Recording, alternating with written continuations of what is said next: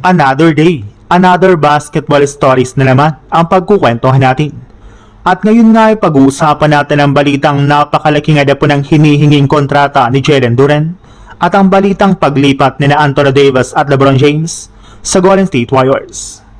Sa kabila nga po ng ilang linggong negosasyon ng kampo ni Jalen Duren at ng front office ng Pistons patungkol sa kanyang makukuhang bagong kontrata sa team ay hindi para naman nga po ito natuloy. In fact, nakapag-desisyon nga po ang Pistons na magsagawa na lang sila ng sign and trade deal para kay Jalen Duren.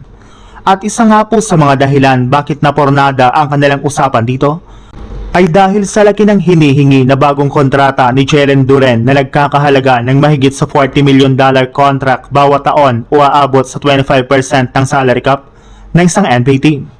Hindi rin naman nga po ito afford na ibigay sa kanya ng Pistons kaya mas pinili nga po ng kanilang team na i-trade na lang ito sa mga susunod na araw o linggo.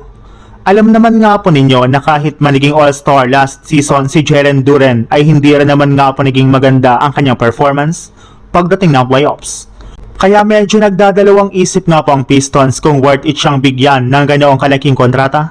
Lalo pat posible nga po naman lamyan na naman ang kanyang performance pagdating ng playoffs na siyang nagiging rason ng paghina ng kanilang kupunan.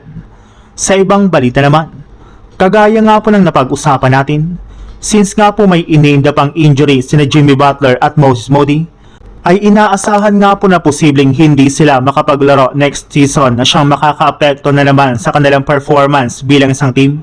Ibig sabihin, posible nga po na bumagsak na naman sila sa ibaba ng standings which is ayaw mangyari ng Golden State Warriors.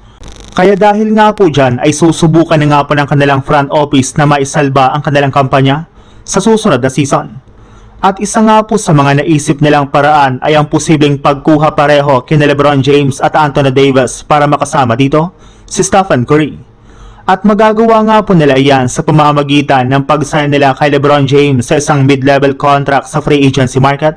Since pinaniniwalaan nga po na aalis ito sa Lakers kasunod ng pagiging isang unrestricted free agent nito, habang pagdating naman nga po kay Anthony Davis, kinukonsidera na nga po ng Jazz W ang posibilidad na pagkuha sa kanya sa isang blockbuster trade mula sa Washington Wizards, kung saan balak nga po nila ditong i-offer ang kanilang mga batang player na sina Moses Moody, Jimmy Butler, at ilan sa kanilang mga future draft picks.